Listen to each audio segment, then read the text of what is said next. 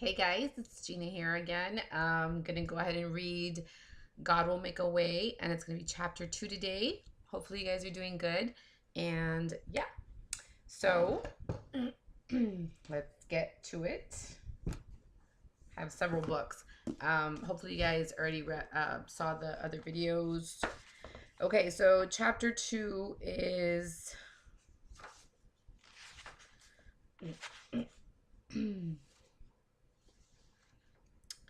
chapter 2.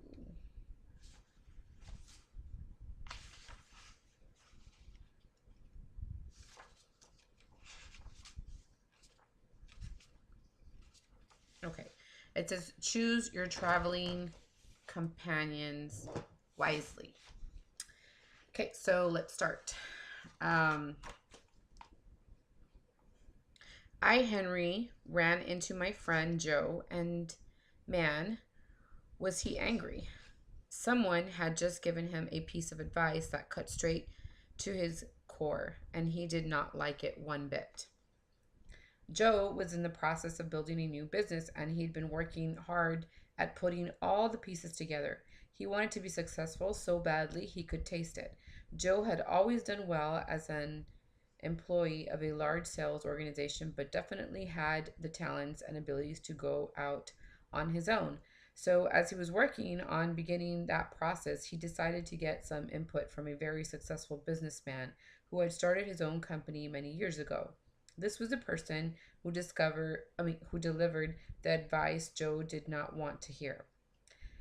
As Joe told this world-class businessman all of his plans and the dreams that he had for his new company, he expected to get a download of wisdom in response. He was hoping for some savvy how-tos that would make it all happen. Instead, the older man responded, I will tell you how I began my business, and it's my advice to you as well. I put together a small support group that met every week.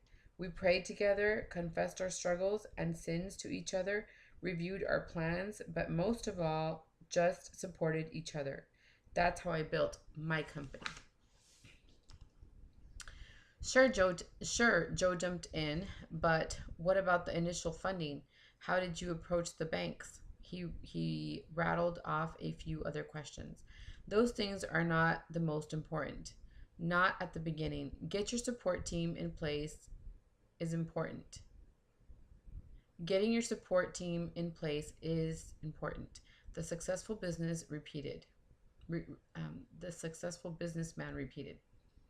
No matter how Joe pressed him for business startup secrets, he remained steadfast in what he just wanted Joe to see.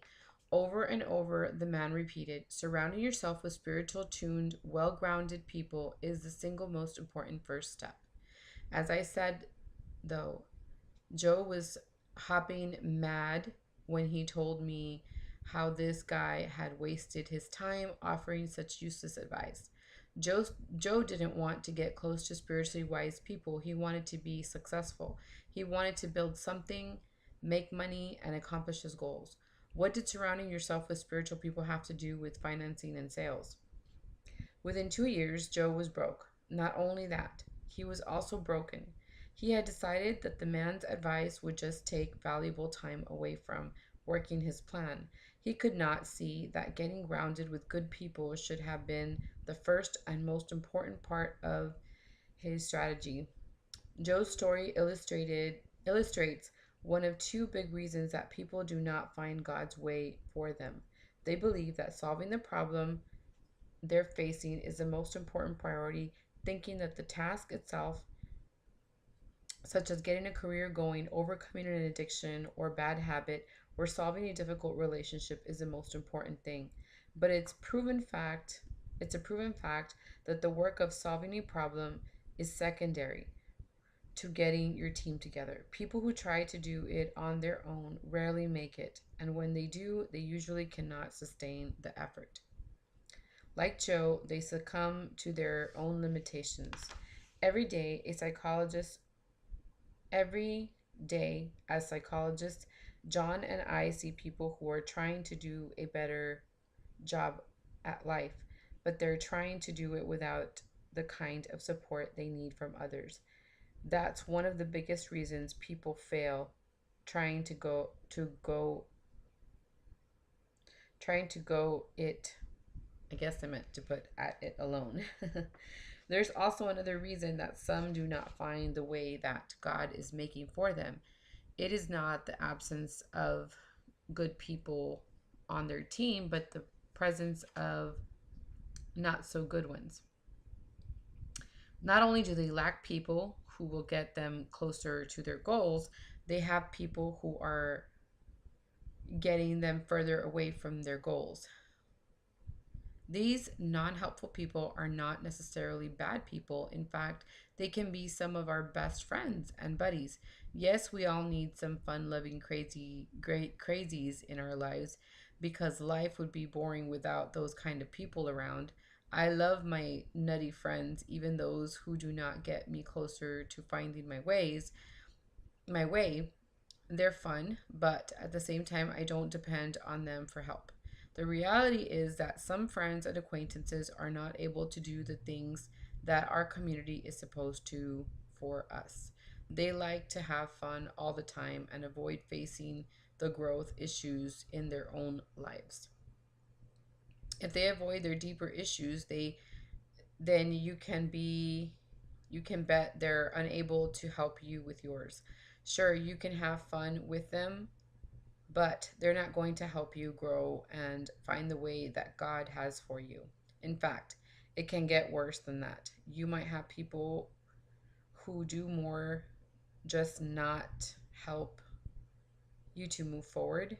You might have people who are actually taking you backward. And apparently, I thought those things were very important at that time when I was reading this book because I ended up highlighting it. And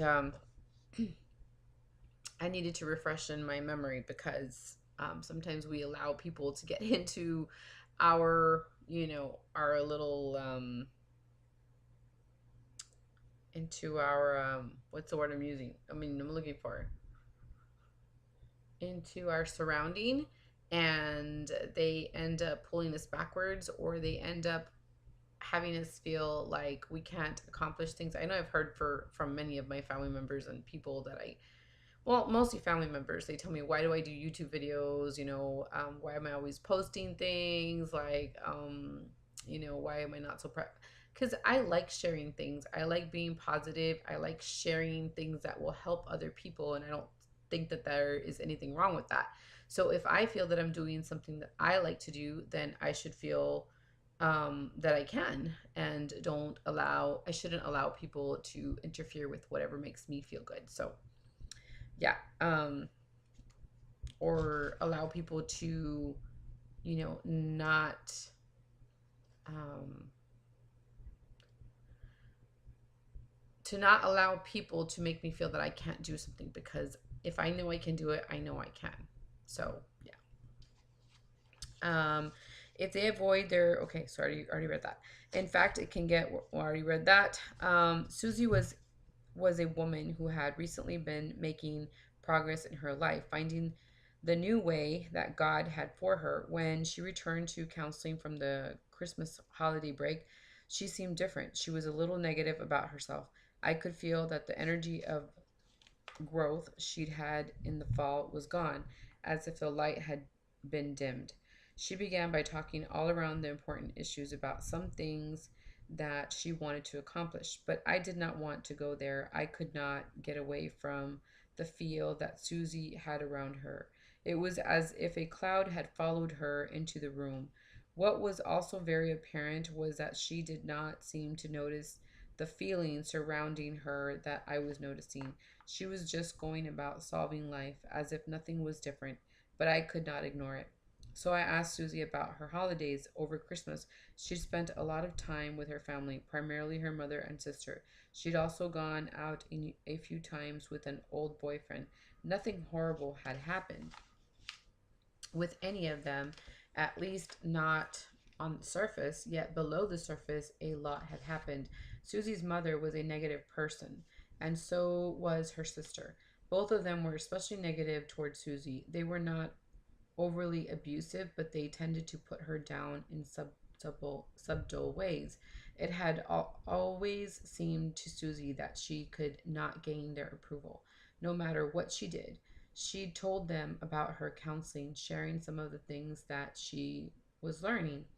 They'd responded, "Oh, counseling never helped anyone. It's just a waste of time." The reality was that Susie had made great gains in her counseling throughout the previous year.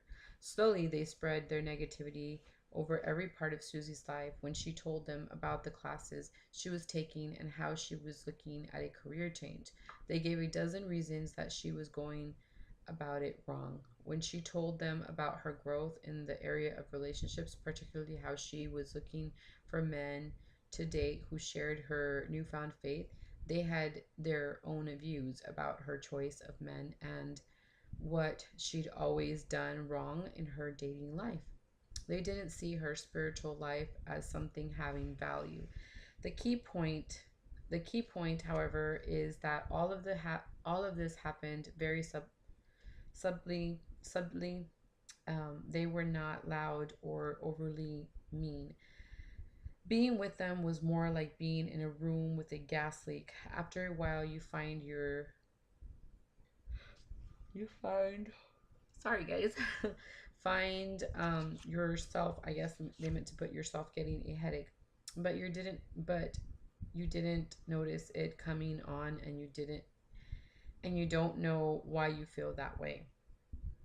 Interestingly enough, interestingly enough, the same thing had happened with her former boyfriend, though he was a little more aggressive in his put downs and devaluations. He could alternate charm with darts in a way that she'd forgotten.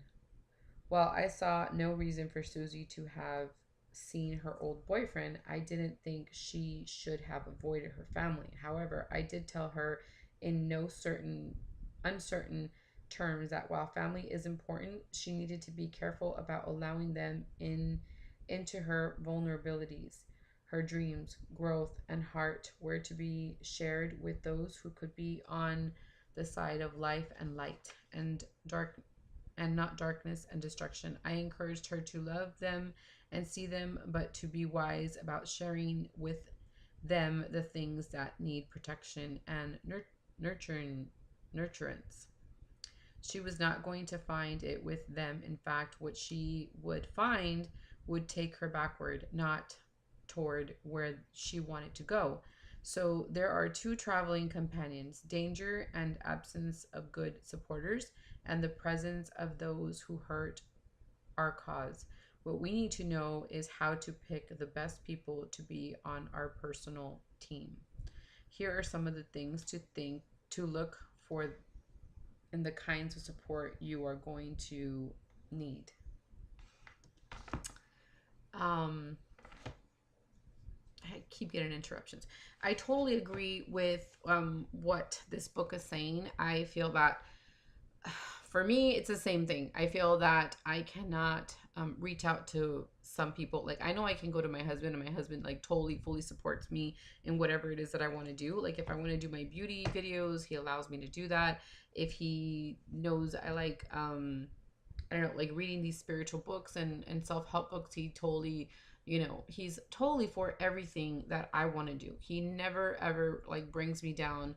So I know I can, tell him um, what I've been doing or what I like to do. He's really great about that. He's very positive in the things that I like to do. Um, I don't really like to share my things with my family, only because I don't feel that they understand, or they kind of respect, or they don't kind of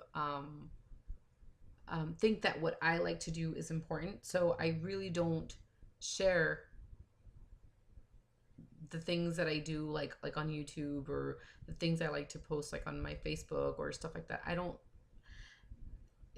Some things I think I've had to learn to leave some things out of conversations, because you get too many opinions and then they kind of put you down, and you don't really need that, because then you don't do what you like to do.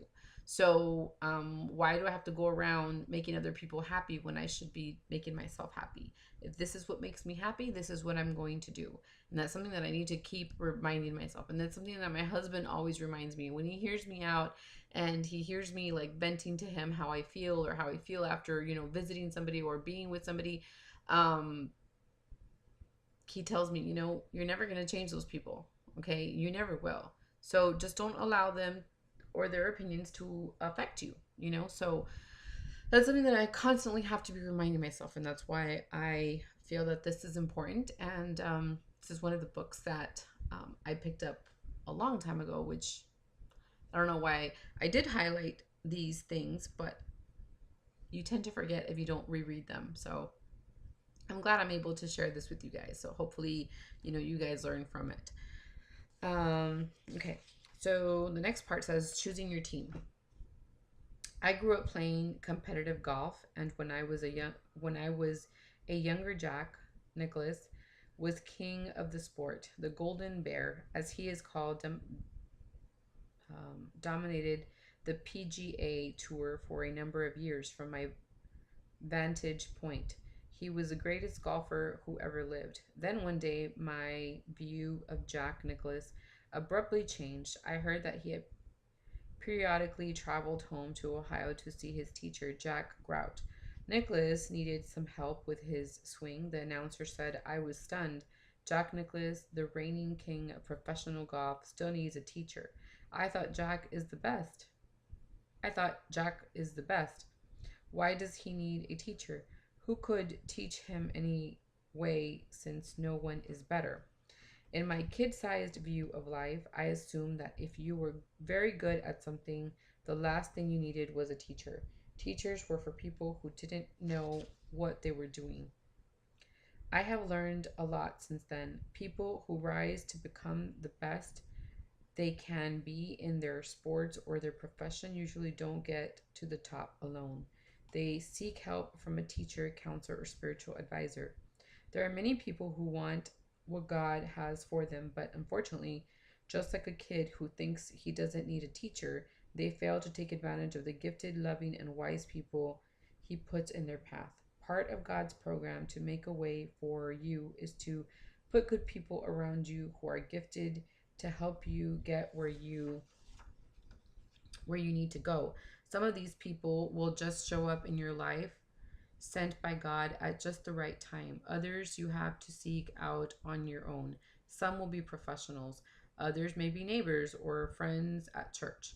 As the Bible tells us, when we love and support each other, we are actually handling our out the resources of God Himself. Each one should use whatever gift he has received to serve others, faithfully administering God's grace in its various forms. Part of God's program to make a way for you is to put around you good people whom He has gifted with this resources that you need to get where you need to go. Here are some of the things others can give to you, which are really God's gifts as you avail yourself of them. So apparently, I highlighted a lot of this. So um, it's kind of interesting to see it. Okay, so it says here are some of the things others can give to you, which are really God's gifts. Okay, I already read that. Support. So it's in bold, it says support. When we're going through change or trying to reach a goal, it's as if we're pushing our way uphill. By definition, by definition, we are handling something either good or bad that's more than day-to-day life. We do not have these resources and of ourselves, and God gives us this strength though the support through the support of others. From overcoming illness to loss to reaching a dream, all of these activities require more strength and stamina spiritually and emotionally than we possess on our own. Love. The Bible also says, above all, love each other deeply, because love covers over a multitude of sins. No matter what happened to you, what you've done, or what you have to do now, you need to safe You need the safety net of love. Love takes the sting out of life, and knowing that people are on your side, that they are for you, will make it possible for you to do what you have to do. Courage. Um, what you have to do is not going to be without risk and fear. Sometimes the task looks like it has dangers that we cannot face. We need people to tell us what the Apostle Paul said to his friends who were in great danger. So keep up your courage, for I have faith in God that it will happen just as He told me. Even if you're someone who has great faith, you will experience times of fear, times when you're up against just looks too big. We all need God's people on our side during those times to remind us to have courage. We also know that the mere presence of support team adds courage in and of itself. And then it says feedback. As we will discuss more fully in the next chapter, we must have feedback from others. That's because we need it to correct us if we're going to get where we want to go in life. Over and over, the Bible tells us that the people are one of the source of God's correction to us. Like an earring of gold or an ornament of fine gold is a wise man's rebuke to a listening ear. And you can find that in Proverbs chapter 25, verse 12. Wisdom. We just do not possess all the knowledge and wisdom that we are going to need. God speaks those things into our lives through wise people. We need experience. What a blessing it is to have someone on your team who has been where you are and who understands. In times of trouble or times of growth, we need the experience of others who have been there before. Modeling. We can't do what we have never seen. One of God's most powerful ways of making a way for us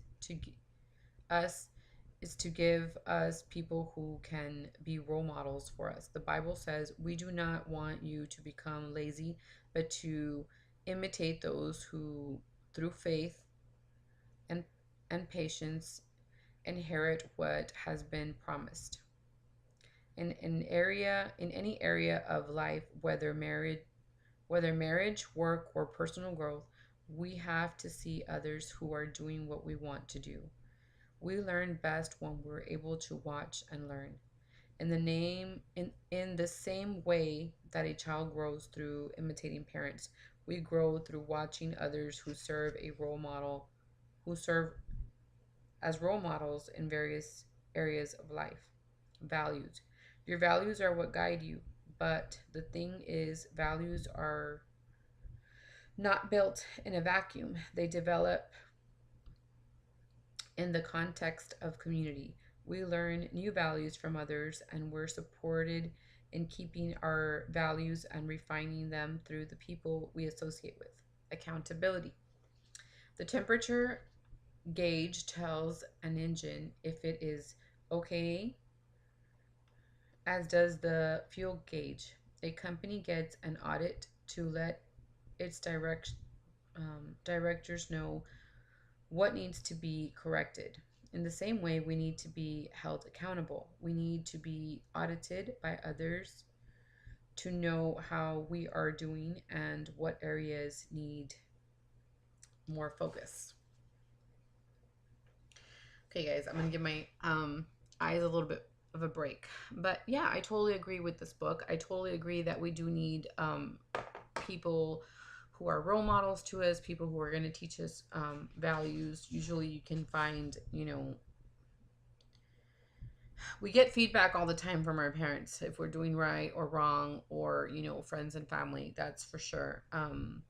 Wisdom we can learn from people who we look up to. We can for people in church or people like our parents or grandparents. Um, Experience, obviously we can get that from older people that have gone through things that we have gone through, and we need to learn to find those people who give us that support system, people that make us feel that we're doing a good job, that They have our back whenever, if we fall, that they'll help us get back up. And we need to have that. We need to have people who help us have courage. And I know, like, for me, that was my dad. My dad always taught me never to be afraid of anything or anybody, so that he was really good at teaching me that support. I know I got that from my mom a lot. My husband is a big supporter of what I do. um, Feedback, well, obviously family members always have feedback, whether it's good or bad. They always have an opinion of what you do. um, Wisdom, I know I've had my aunts that have, they have a lot of wisdom, and people in church that I associate with, I know that I can go to them. Experience, grandparents, like I said, my parents, values. My parents definitely taught us values, and going to church taught us about values. So I'm glad that we have that the Lord provides us with those kind of people, modeling, like people who we can choose to be like role models. Like, that's somebody I would want to be like. I know that I have like some friends that are from church, and they're married, and I like to see them, how they interact with one another, how they love each other, how they're close to their family. Those are some pretty good models, and those are some people you would want to have around, because you want to kind of mimic what they do, so that um you can have the kind of the same thing. Accountability, you need to have people who you have to be accountable for, like, for whatever it is that you do. Like, I know for me, I wouldn't want to be doing things that I know that my dad would feel ashamed of, or my mom would feel ashamed of. So there has to be people God puts in your life to make you feel accountable. um you know People that I tell, like let's say on my Facebook, or here on my YouTube, if I tell you that I'm going to post up a video and I don't, or if I tell you that I'm a certain way, and then you guys hold me accountable for whatever information I put out there. So God puts people in our life to keep us accountable for things that we do. So we were always walking that straight and narrow path, or if we fall, kind of like, they help you get back up. So I totally agree with everything that's said in this book. Okay, so let me keep reading, because we're already at 27. I'm almost done, guys. I have like 2.5 pages to go, so hopefully we can get through it. Most times in the Bible, when God makes a way for someone, He sends at least one other person to help. At times, it was a prophet, and I totally agree with that. Um, like Nathan, who guided the corrected David. Other times it was a relative, like Jethro, who instructed Moses how to create the first government over Israel. Sometimes it was a friend, like Titus, who encouraged the Apostle Paul when he was depressed. Certainly, there are supernatural times when God sends an angel, a vision, or even Jesus himself to speak to someone. We hear about those things happening all over the world, even today. But by the large, God's main program for us is to have loving and supportive friends who will be there to help us make it through whatever life decides to throw our way. Ask yourself today what kind of team you have put together to help you along the way. The wisest man who ever lived, King Solomon, put it like this: two are better than one because they have a good return for their work. If one falls down, his friend can help him up. But pity the man who falls and has no one to help him up. Also, if two lie down together, they will keep warm. But how can one keep warm alone? Though one may be overpowered, two can defend themselves. A cord of 3 strands is not quickly broken. I think that is very important. So I'm going to put it here, and you can take a picture of it, or you can ponder on that while I hold this book up for you. So yeah. And okay, let me keep reading. And then it says, who compromises your cord of 3 strands? Who are the people who are there for you, on your side, pulling for you, and not afraid to tell you the truth? Which friends are available to comfort you, and when you are down, show you more about God than you already know, and confront you when you are headed for trouble? Who can you count on to teach you when you don't know what to do? Lead you to help when you need it. Cry with you when you lose, and then celebrate with you when you win. Your group can be informed or structured. A structured supportive environment has several elements that, if you will openly submit to them, will change you inside, bring God even closer. Here is a list of what to look for in any growth context in which you are seeking help, training, or repair of some area of life. A safe place to bring your struggle, a leader who is loving, honest, and experienced in the issue, information and truth that pertains to issue, accountability to God and others, regularity of schedules such as a meeting times and dates, requirements for people to take personal responsibility, risk-taking experiences, loving but direct feedback and confrontation, support and encouragement, goals, tasks, and homework assignments, a way to use failure to learn to grow rather than feeling discouraged and condemned by it. You may think this sounds like a lot of work. It is work, yet it is very worthwhile. On a practical as well as a spiritual level, my friend Joe would have benefited from doing this kind of work before he stated. You'll recall that he was counseled to put such a team in place around him. Had he done so, I believe he would not have ended up where he did. Instead, he would have reached and surpassed the goals that he had for himself and for his business. Left to himself, however, he was no match for the challenge. The same is true for all of us. We need wise and loving support. There are basically two kinds of people in the world: those who are growing personally and those who are going nowhere and stagnating.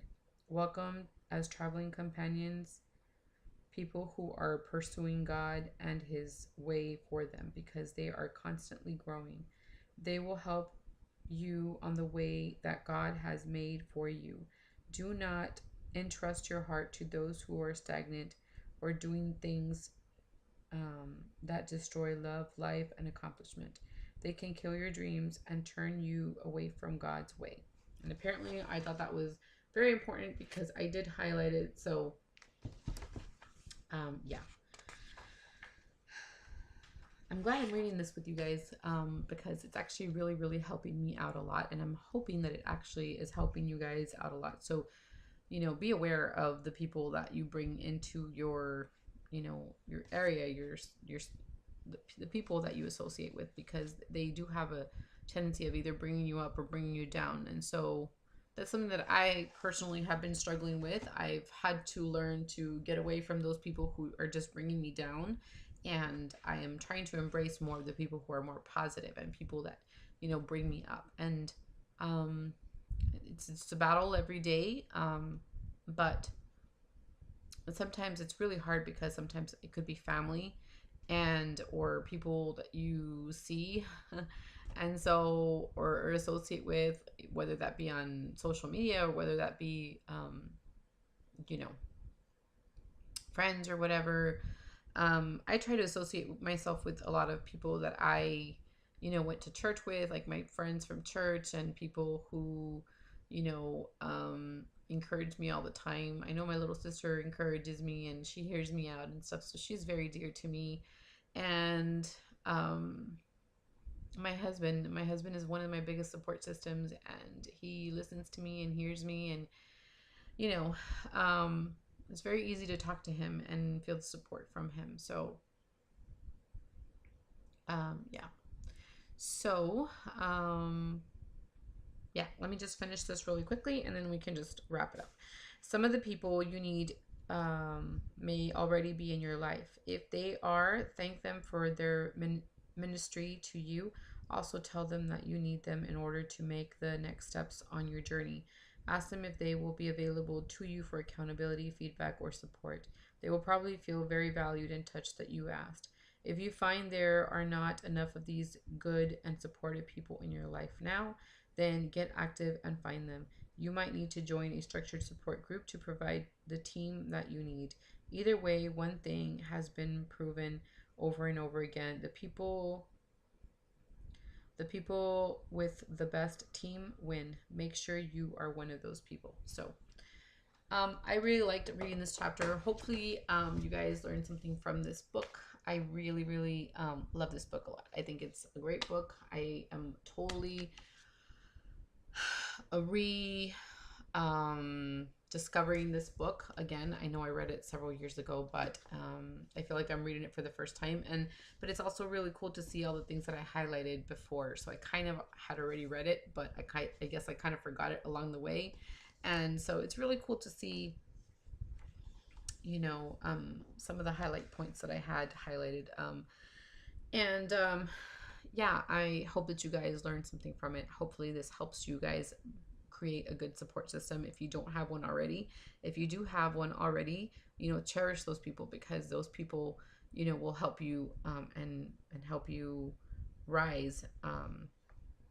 And the people who are just bringing you down and are negative, try to, you can't always avoid them. Sometimes it's family, but just try to find peace within yourself, and try to, just be as positive as you can, and try to surround yourself with, those people who, bring you up. I guess that's why sometimes they ask us to go to church, because when you go to church, it kind of helps you, it's kind of like cleansing, kind of, you had a really bad week and then you go to church, and then, it spiritually feeds you, and you feel like you're spiritually renewed, and so it gives you enough energy to go out throughout the rest of the week, feeling good, and tackling the week,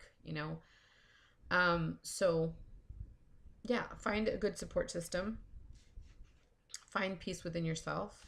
And if you do have those people, if you're lucky enough to have those people already in your life, let them know how much they mean to you and that you cherish them, and try to be one of those people yourself. Try to be a person that people will admire and will want to talk to, and that they would want to be around you, because you bring that goodness or that peace out of them, or you help them be a better person. So anyway, guys, thanks so much for watching. The next chapter will be Place High Value on Wisdom. That'll be chapter 3. Thanks so much for watching, and I will talk to you guys soon. Bye, guys.